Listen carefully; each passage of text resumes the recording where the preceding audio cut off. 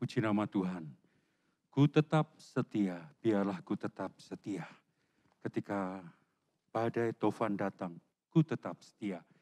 Biarlah dalam kehidupan kita, ketika kita menghadapi apapun juga, musim cepat berubah, tetapi di dalam kehidupan kita, bagaimana berkat Allah, roti dan anggur itu telah diberikan dalam kehidupan kita. Tinggal bagaimana cara kita menikmati di dalam kehidupan kita. Menikmati berkat Tuhan, menikmati penyertaannya, menikmati apa yang menjadi janji Tuhan di dalam kehidupan kita. Ada pepatah mengatakan rumput tetangga lebih hijau dari rumput sendiri. Saudara, kalau kita mendengar atau membaca pepatah ini, seringkali kita menilai apa yang dimiliki orang lain selalu lebih baik atau lebih indah daripada apa yang kita miliki.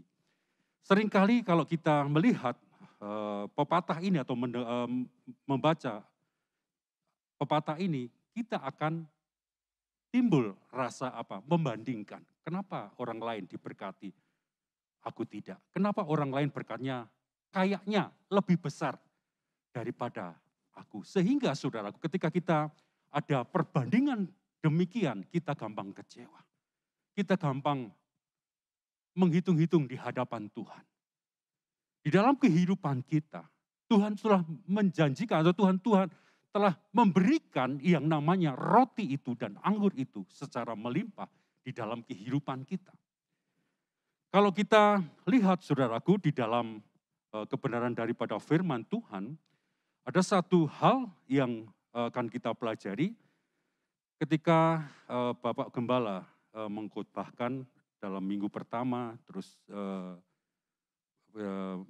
mengkhotbahkan bagaimana kita harus menikmati Tuhan atau menikmati Yesus.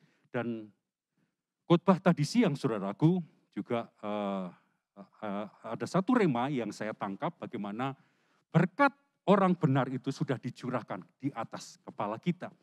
Tetapi bagaimana caranya kita bisa menikmati berkat-berkat itu ketika kita di dalam badai tofan? Apakah kita bisa mengatakan, biar ku tetap setia, biar ku tetap setia?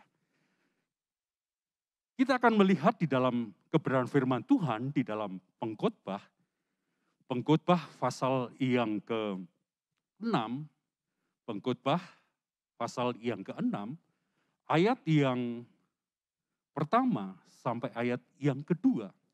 Ada suatu kemalangan yang telah kulihat di bawah matahari yang sangat menekan manusia. Sudah perhatikan ayat yang kedua.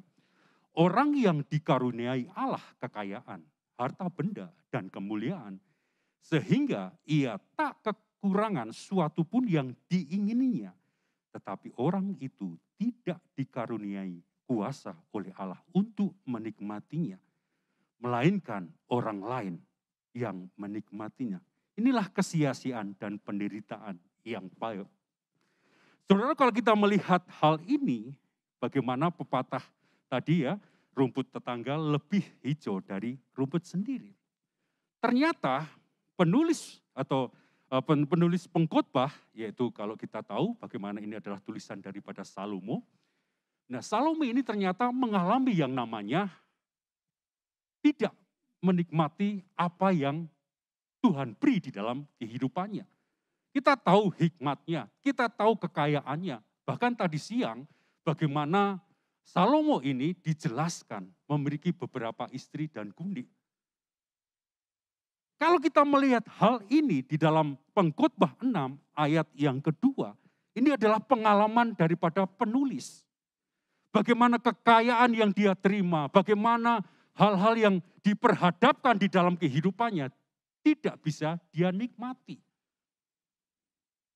Di dalam kenyataan, di dalam kehidupan kita seringkali orang dipercayakan kekayaan, tapi dia tidak menikmati karena apa? Dia tidak merasa damai. Orang dipercayakan yang namanya kekayaan, jabatan dan sebagainya, tetapi dia tidak bisa menikmati yang namanya jabatan itu. Pengkhotbah mengatakan ayat yang ke-6 ini adalah, pengkhotbah 6 ayat yang pertama ini mengatakan itu suatu kemalangan. Ada berkat tapi tidak bisa menikmati. Ada hal yang Tuhan perhadapkan suatu janji yang luar biasa tetapi dia tidak bisa menikmati yang namanya berkat itu. Hanya sebatas, oh aku punya ini, aku diberkati seperti ini, aku mempunyai ini dan itu. Tapi dia tidak bisa menikmati yang namanya berkat roti itu dan tidak bisa menikmati yang namanya berkat anggur itu. Dan kalau kita lihat saudaraku, pengkhotbah ini adalah mengatakan tadi adalah suatu kemalangan. Ayat ini atau pengkhotbah ini ditulis oleh Salomo anak Daud dan kita tahu ceritanya. Dan kalau kita lihat saudaraku, bagaimana perjalanan daripada Salomo ini ada 3 tahap yang saya pelajari. Yaitu yang pertama, Salomo mempunyai tahapan yang pertama, hidup takut akan Tuhan dan mengandalkan Dia. Sehingga berkat Allah, naungan Allah, keselamatan Allah dinyatakan di dalam kehidupan daripada Salomo. Tetapi ketika itu yang kedua saudaraku, tahapan yang kedua yaitu bagaimana dia sudah mengalami yang namanya kejayaan. Setelah yang pertama tadi ya dia hidup takut akan Tuhan, mengandalkan Tuhan. Dan yang kedua dia mengalami yang namanya kesetiaan Tuhan itu dinyatakan di dalam kehidupannya. Kejayaan itu dia terima, yaitu ketika dia takut akan Tuhan. Tetapi di dalam kejayaan itu banyak hal-hal yang dia lakukan sehingga dia tidak menikmati masa kejayaan itu. Dia jatuh karena apa? Istrinya mencondongkan hidupnya untuk apa? Beribadah kepada berhala-berhala. Dan yang ketiga, dia sudah mulai yang namanya apa? Kemerosotan atau kejatuhan. Dan kalau kita pelajari hal ini saudaraku, bagaimana Tuhan itu sudah memberikan berkatnya untuk apa? Kita nikmati.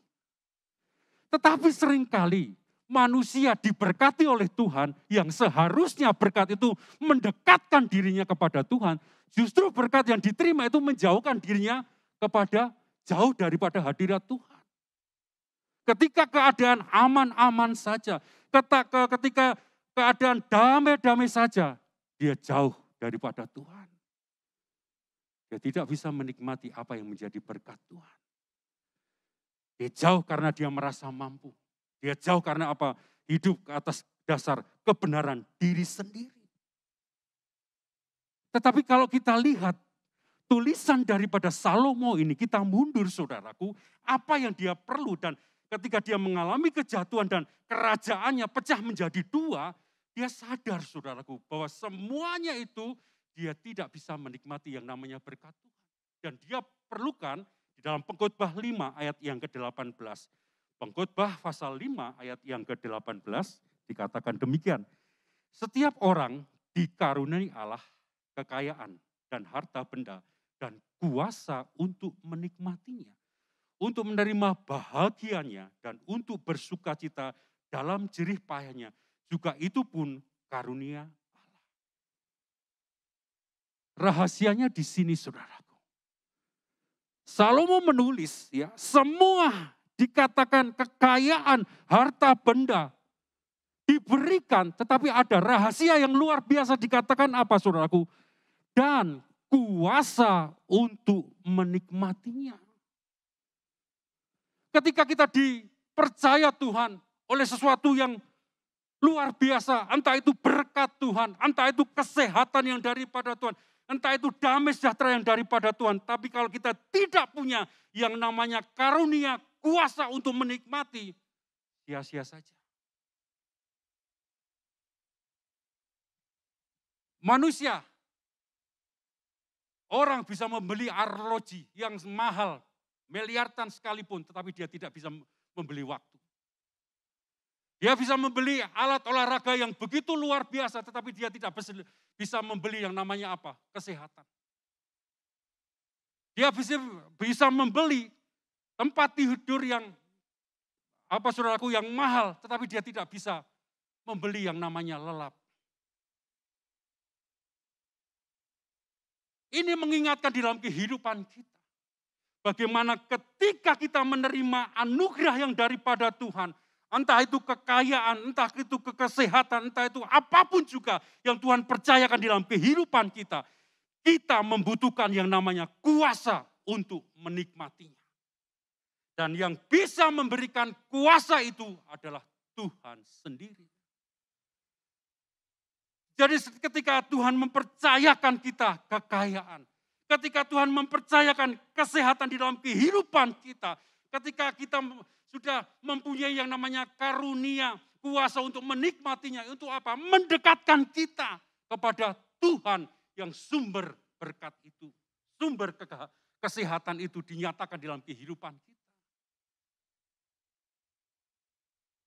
Kalau kita bicara tentang Salomo, kita tahu saudara, Salomo di dalam tulisannya, kalau saudara membaca di dalam Mazmur, Pengkhotbah, Amsal, bagaimana tulisannya saudaraku, bagaimana orang yang mempunyai karunia, kuasa menikmati berkat Tuhan, hidupnya luar biasa.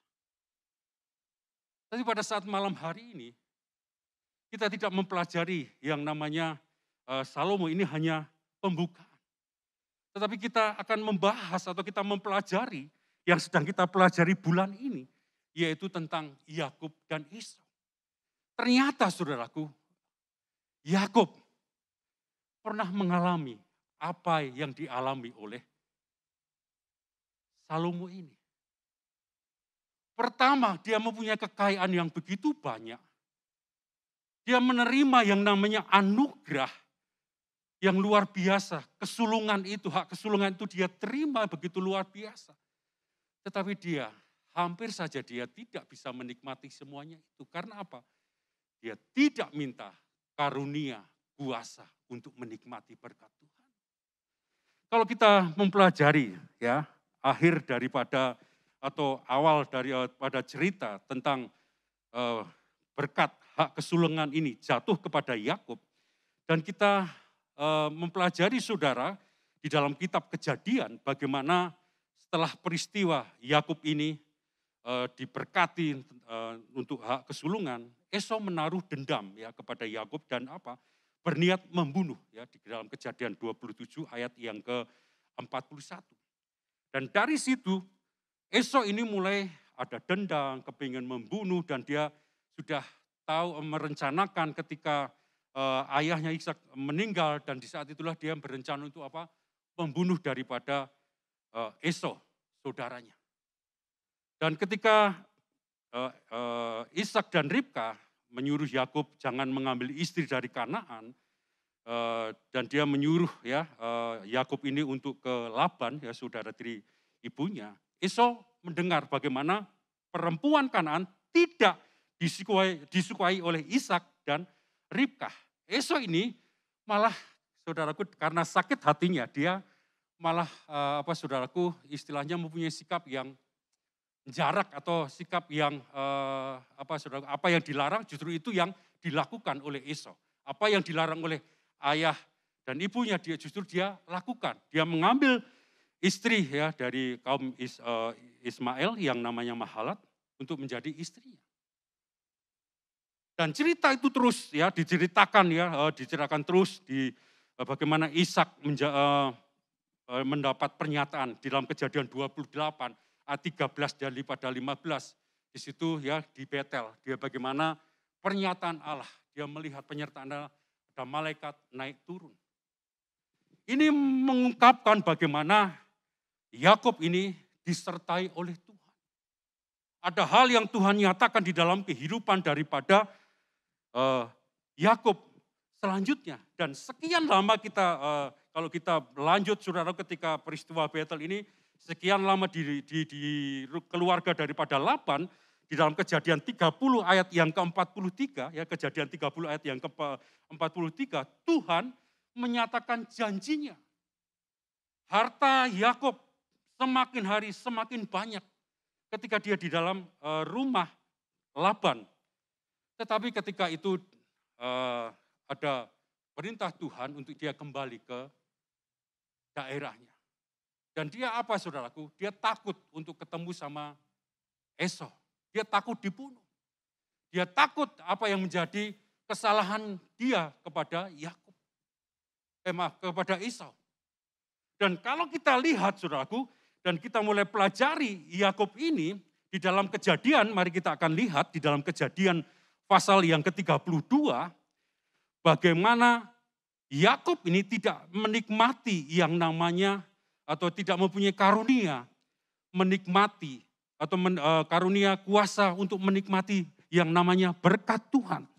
Kalau kita lihat di dalam Kejadian 32, ayat yang ke-13 sampai ayat yang ke-16, di sana ya dia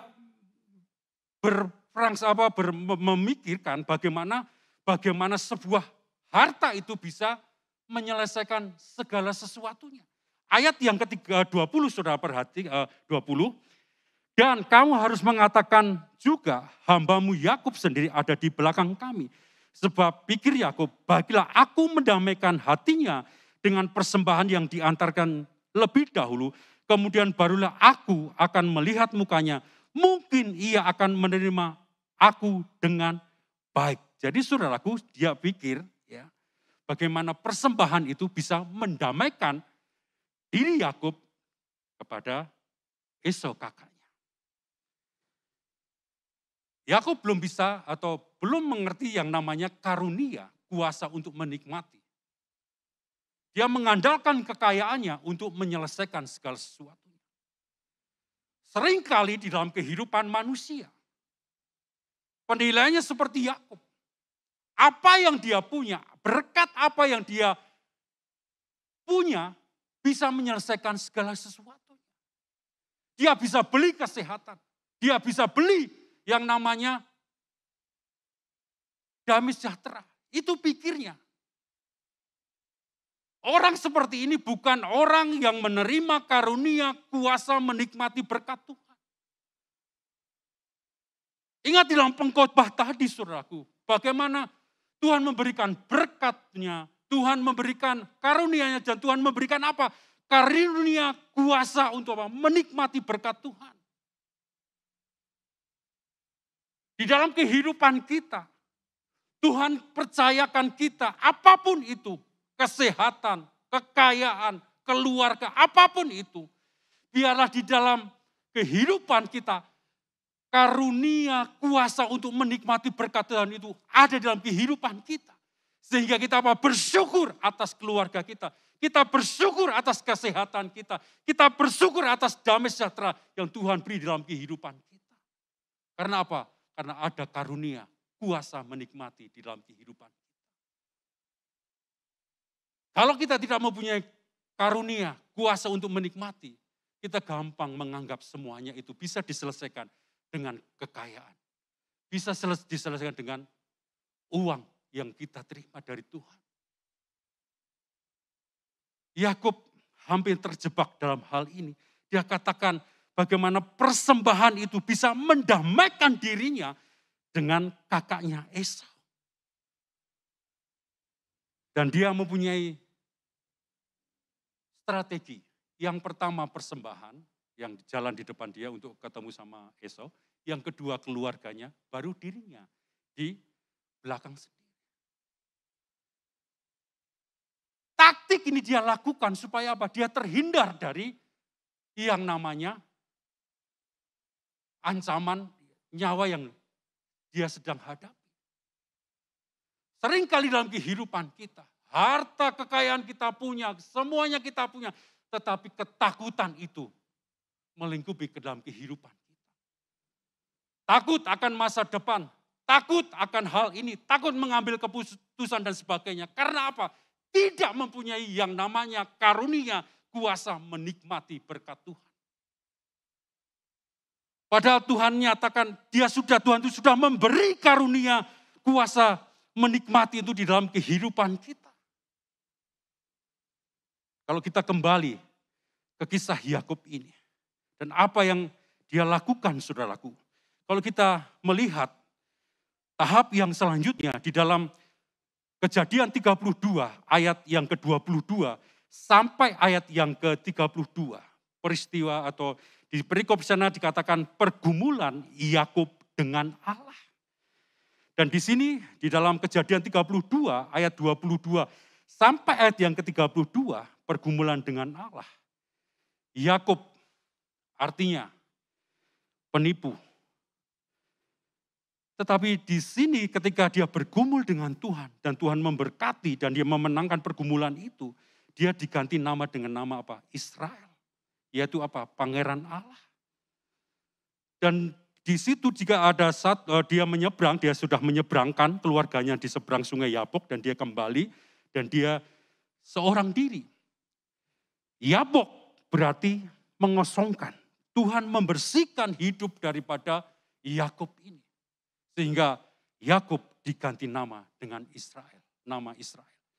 Yabok artinya saudaraku mengosongkan. Dan diganti dengan, kalau saudara membaca ayat yang sudah saya jelaskan tadi di dalam Kejadian 32 ayat 22 sampai ayat yang ke-32, Yabok diganti dengan Peniel. Artinya apa? Aku telah melihat Allah. Ada hal yang luar biasa. Seringkali kehidupan kita seperti Yakub. Kita di posisi di Yabok. Hidup kita kosong padahal ada berkat Tuhan. Hidup kita merana karena kesehatan yang daripada Tuhan dinyatakan dalam diri kita, tapi kita tidak menikmati atau Tuhan izinkan kita menghadapi sesuatu yang berhubungan dengan kesehatan. Tetapi kalau ada karunia kuasa menikmati berkat Tuhan, apapun situasinya kita tetap bisa bersyukur. Kita mampu melewati walaupun ada penyakit di dalam kehidupan kita. Ketika kita merasakan pergumulan yang berat, kita ada karunia kuasa menikmati berkat Tuhan, kita sadar bagaimana janji Allah akan menolong dalam kehidupan kita. Bagaimana kita bisa menikmati ketika ada badai, karena apa? Kita menikmati berkat Tuhan itu dinyatakan dalam kehidupan kita. Ada penyertaannya, ada kuasa bagaimana Tuhan itu mampu melakukan jawabannya yang luar biasa. Orang yang bisa berkata demikian, orang yang bisa menikmati demikian adalah orang yang mempunyai karunia, kuasa untuk menikmati. Jangan sampai saudaraku, ada di dalam Alkitab.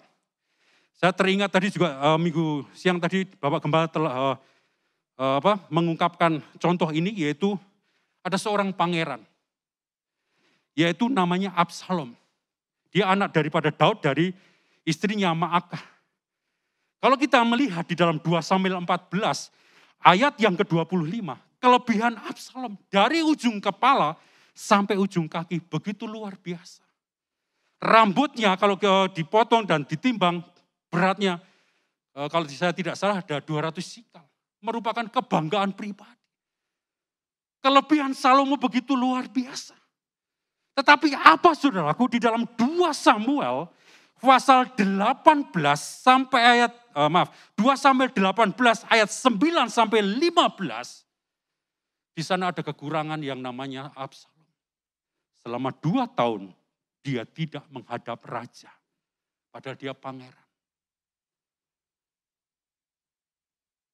Seringkali dalam kehidupan kita sudah mempunyai fasilitas seorang pangeran Tuhan.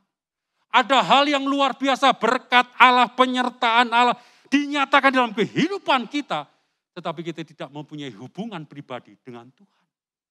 Tragis, seorang pangeran Absalom ini 2 tahun dia tidak menghadap raja.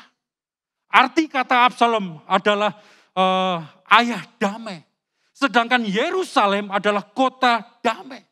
Seorang pangeran damai tetapi tidak bisa membawa damai. Di dalam kehidupan kita ada atribut yang luar biasa, tetapi bukan sekedar atribut. Bagaimana kehidupan kita adalah anak-anak Allah. Anak-anak Allah yang membawa damai, tetapi seringkali tidak membawa damai seperti Absalom. Ada hal yang luar biasa, kita anak-anak Tuhan yang menikmati perjanjian, yang disediakan perjanjian, yang disediakan berkat Tuhan. Tetapi tidak menerima berkat itu, tidak merasakan berkat itu. Karena apa? tidak mempunyai karunia, kuasa menikmati semuanya itu. Akibatnya apa saudara? Kalau saudara melihat di dalam 2 Samuel ini saudaraku, pasal yang ke-18 dan 15 di sana dikatakan bagaimana akhir daripada kehidupan daripada Absalom tergantung antara langit dan bumi.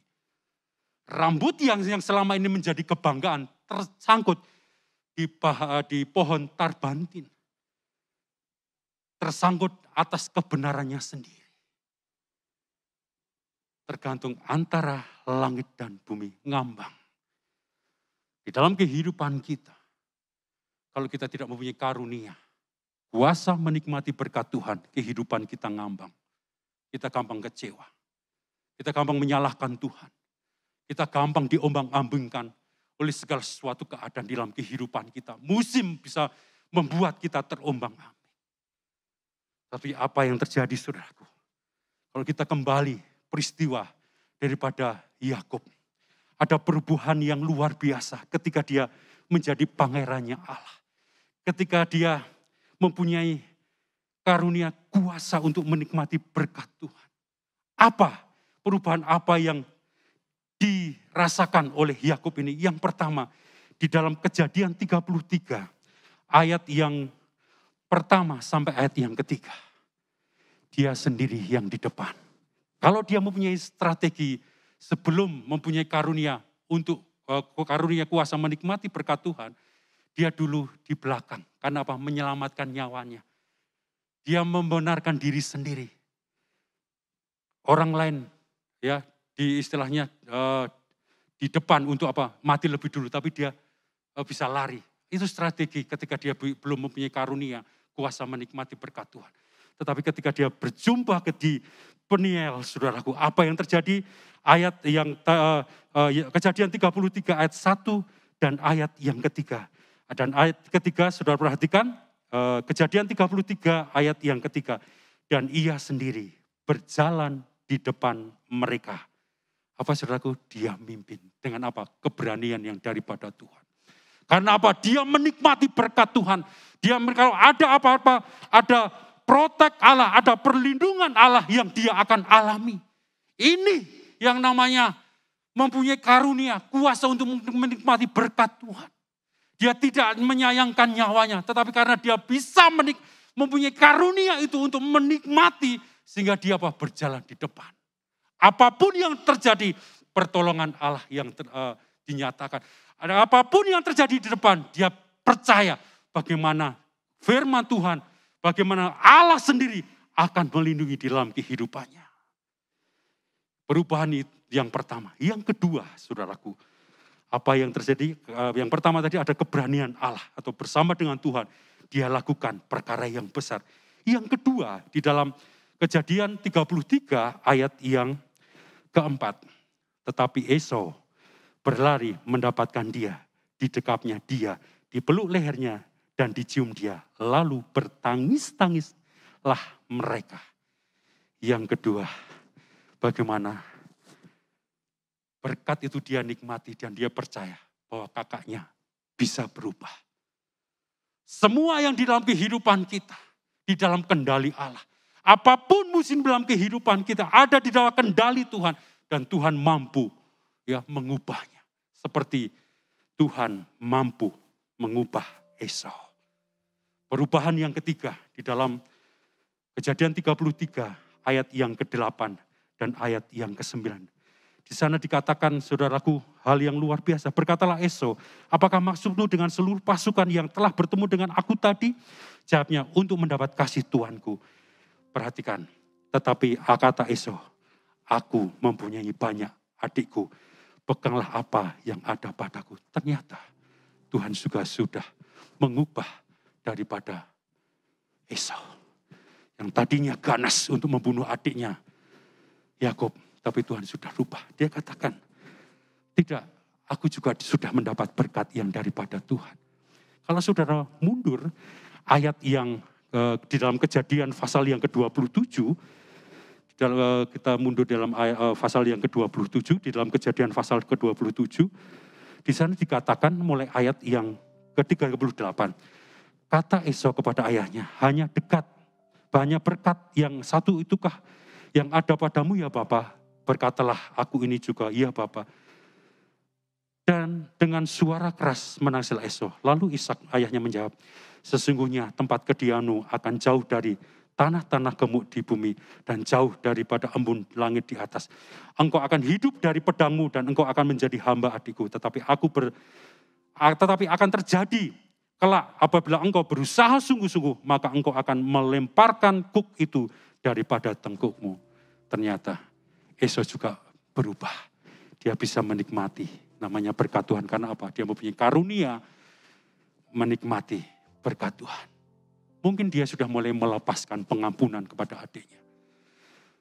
Dia mulai melepaskan apa yang menjadi kekecewaannya, kesalahannya. Dia mengampuni diri sendiri. Sehingga apa? Dia menerima banyak juga yang namanya berkat Tuhan. Yang selanjutnya, saudaraku, di dalam Kejadian 33, kembali ke Kejadian pasal yang 33, dikatakan ayat yang ke-10.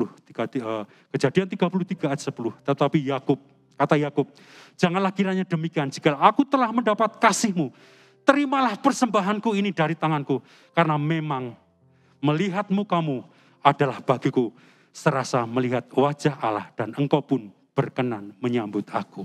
Ayat ini, Kejadian 33 ayat 10, hampir sama ketika dia bergumul dengan Allah. Kalau saudara perbandingkan Kejadian 33 ayat 10 ini dengan Kejadian 32 ayat 30. Saudara perhatikan Kejadian 32 ayat 10.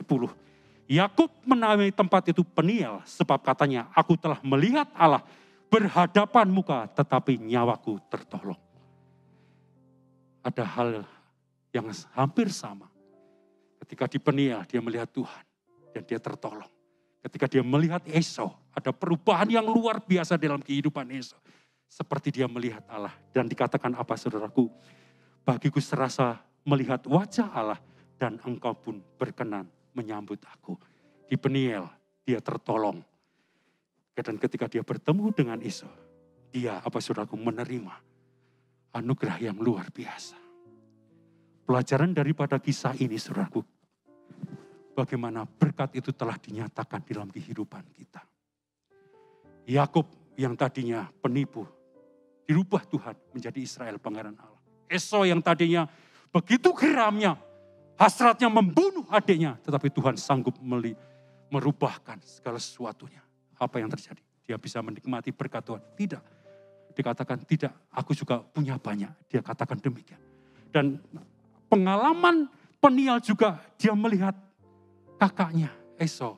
Dia katakan, aku melihat wajahmu seperti melihat Allah. Engkau menyambut aku. Dan apa yang terjadi? Mari kita akan baca bersama-sama. Sebagai ayat yang terakhir. Kejadian 33.